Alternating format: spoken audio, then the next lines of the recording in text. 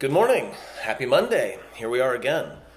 So I wanted to make a few announcements right here at the beginning of the week to sort of establish expectations going forward. There have been a lot of questions, and we've kind of been scrambling a lot to try to figure out exactly what's going on.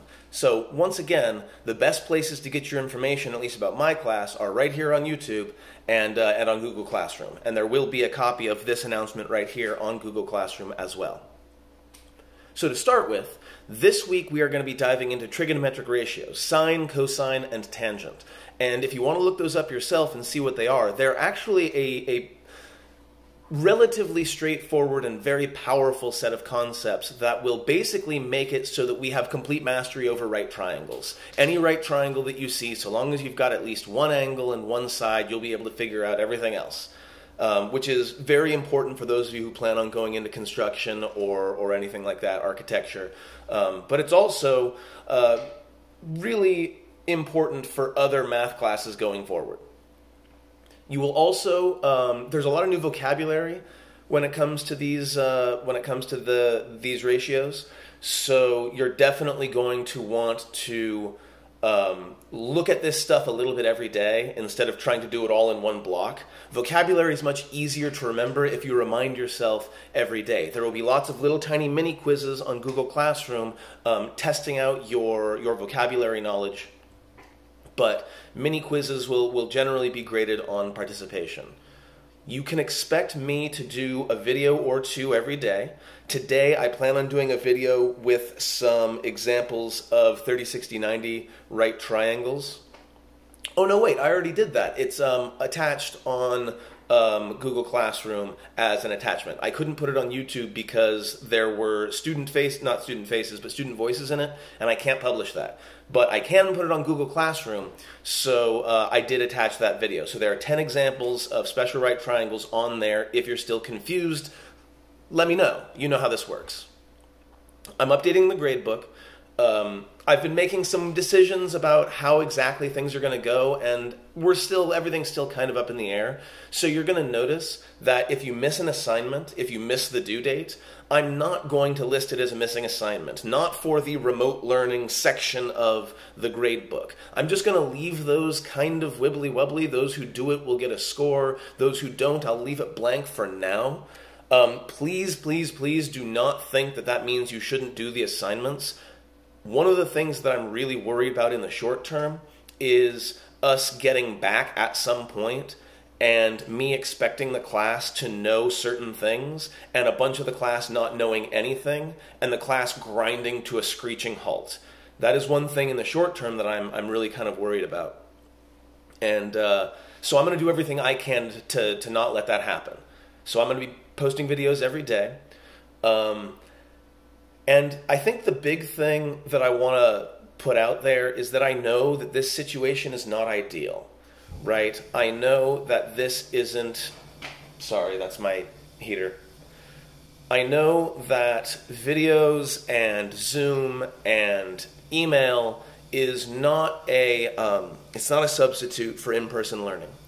This has been a very frustrating period of time for me because when we are in a classroom and I can see your faces, I can usually pick out which students are having a hard time, and I can walk up to those students, as I always do, and say, hey, how can I help? What's going on? Can you explain what we're doing here? That sort of thing. I can't do that when we are at our separate homes. I have to rely on you to reach out to me. Now, the biggest long-term fear that I have here is that I'm not doing my job. Right? I know it's the circumstance, but my biggest fear right now is that next year, wherever you end up going for your math class, you're not going to be prepared for that because I will not have prepared you sufficiently. So once again, I will be doing absolutely everything in my power to try to help prepare you, knowing that the biggest tool in my arsenal, the ability to communicate with you face-to-face, is gone. At least for now, and at least for a while. So... like I said, it's not ideal, and those of you who have been really participating and showing up on Zoom and emailing me questions, thank you, thank you, thank you, thank you, thank you. Seriously, the fact that some of you are so eagerly interacting with this gives me hope. One last thing, I have been reaching out to students who have not yet interacted with the Khan Academy or the Google Classroom or the YouTube channel. And I'm trying to reach out to students who are confirmed to not have internet access and all of that. Still working, still ongoing. I'm sending a list of certain students to admin so that they can find alternate ways to contact them. But it looks like, as of right now, about half of you, maybe a little bit more, are interacting with this class in some way, which is not ideal, once again, but pretty okay. So for now, I'm going to sign off. I have a lot of work to do. I need to update grades. I need to finish a couple of videos. I need to make sure that I'm ready for a Zoom meeting at 4 p.m. with you. And I need to make sure that I am available via email if you send in your questions. Now, when you send in your questions, if you have a question for me, just sending me a screenshot saying how I do this is not really helpful to me. That's not really going to get a good response, because if you just want me to walk you through a problem, well, there are Khan Academy videos that'll do that for you. I'm not going to do your homework for you. So if you want to ask a question about a problem, if it's a specific question, like I don't understand how I got this wrong, if you show me your work, I'll be able to figure it out and I'll be able to give you an email response, no problem.